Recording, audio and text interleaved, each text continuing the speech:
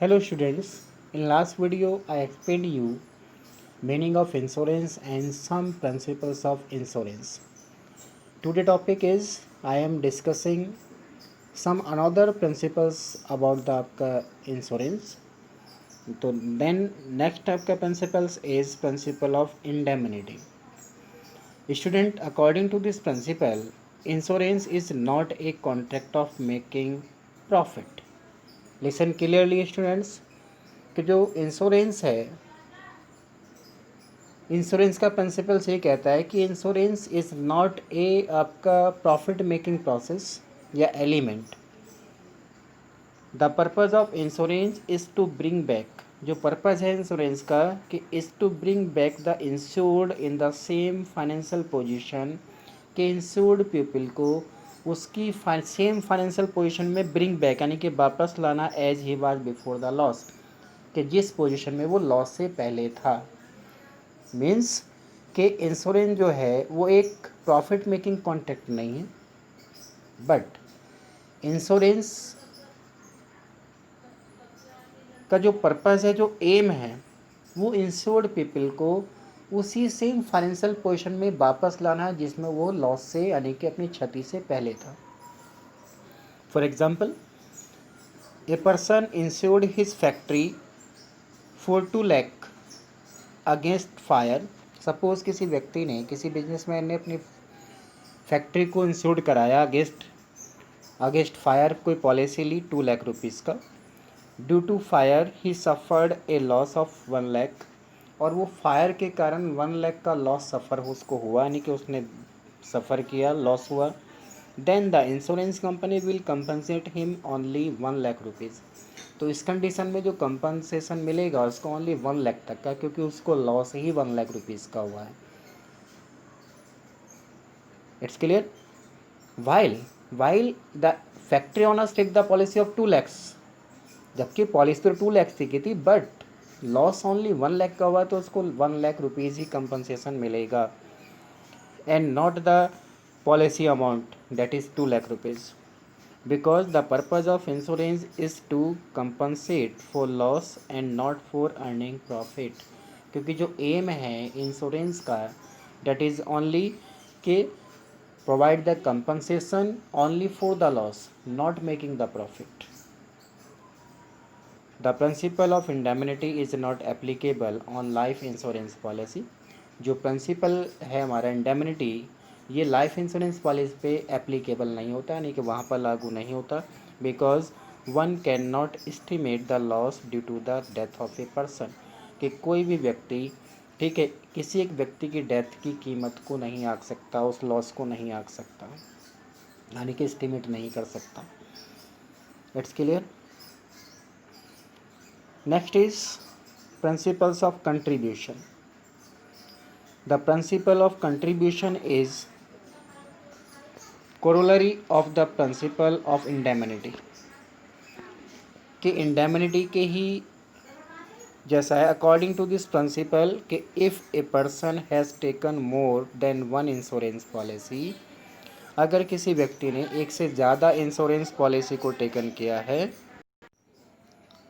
कि if a person has taken more than one insurance policy for the same subject matter, यदि कोई व्यक्ति same subject matter पर एक से ज़्यादा पॉलिसी ले लेता है, देन ऑल द इंश्योरेंस यानी कि all the insurance company will contribute the amount of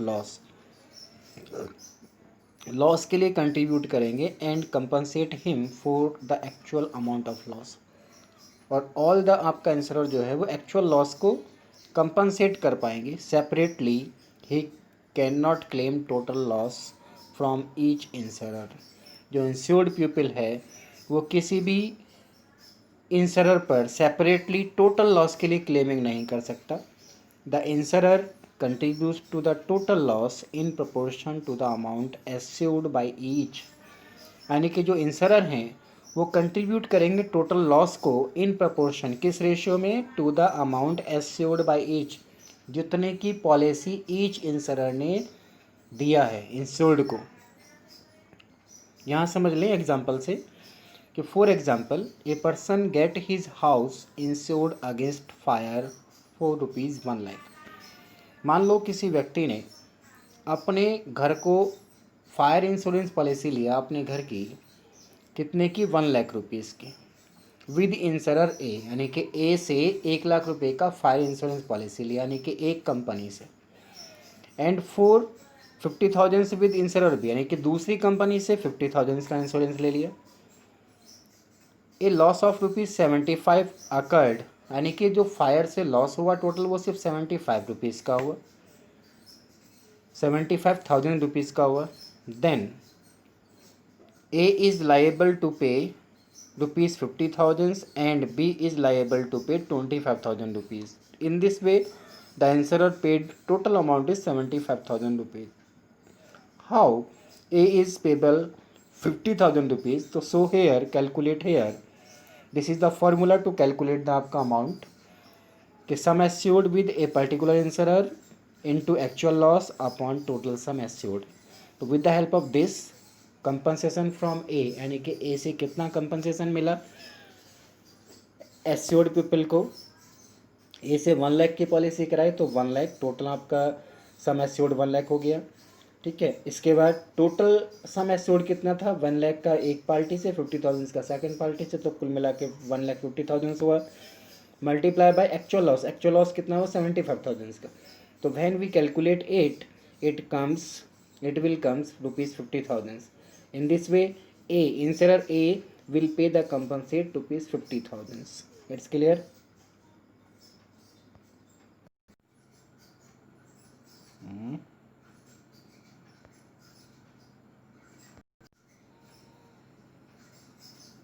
Principles of causa proxima. Okay, according to this principle, the cause or reason for the loss. Sorry students, I am explaining again principles of subrogation.